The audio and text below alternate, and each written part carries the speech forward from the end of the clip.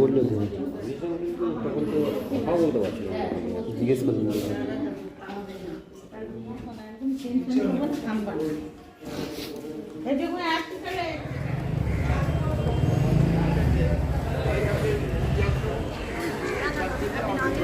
এক সপ্তাহ আগে এলাম তখন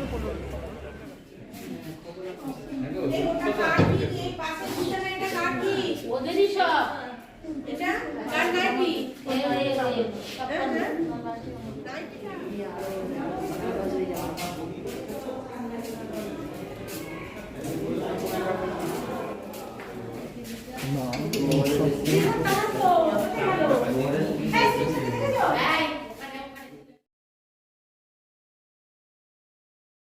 আর ও আমারই ওয়ার্ডের, আমি 17 নম্বরের কাউন্সিলর, ও আমার ওয়ার্ডের সঙ্গীতা পার্সি, ওরই স্টুডেন্ট। তা হঠাৎ করে জানলাম যে ও পরীক্ষা দিতে যাচ্ছিল মায়ের সঙ্গে, গান্ধী প্রিয়নাথে সিট করেছে। আর ওই আমাদের যে গান্ধী মোড় আছে ওখানটায় বাম্পারে ও ছিটকে পড়ে গেছে, অটো থেকে পড়ে গেছে, মাথাতে লেগেছে। মায়ের লেগেছে অল্প, ওর লেগেছে বেশি। এখন আপাতত বিএন বসে আছে, তাই বলরাম হাসপাতালে আছে। আমরা ওখানেই এসেছিলাম ওকে দেখতে।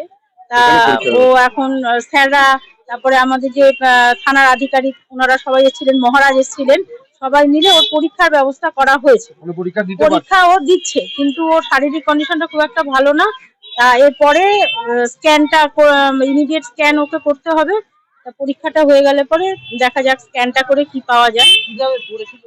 সেটা বলতে পারবো না, বলছে জার্কিং এ অটো থেকে পড়ে গেছে। ওর মা বলছে হঠাৎ করে পড়ে গেছে। ও কি নিজে বলেছে আমি পরীক্ষা দিতে পারবো না, এই ধরনের কথা কিছু বলার নেই। না, এবার ওর ইচ্ছা হয়েছে যে না আমি একটা ভালো স্টুডেন্ট, তো একটা বছর ওর গ্যাপ হয়ে যাবে, সেই ইসেতে বলছে পরীক্ষা দিতে রাজি হয়েছে। ও পরীক্ষা দিতে রাজি হয়েছে। আর সঙ্গে সঙ্গে ওর শারীরিক উন্নতি কামনা করছি, ভগবানের কাছে প্রার্থনা করছি ও যেন বাকি পরীক্ষাগুলো নির্দিষ্ট জায়গায় দিতে পারে, হাসপাতালের মধ্যে বসে নয়, বাকি পরীক্ষাগুলো যেন প্রিয়নাথই দিতে পারে। অত্যন্ত ভালো মেয়ে, আর গরিব ঘরের মেয়ে।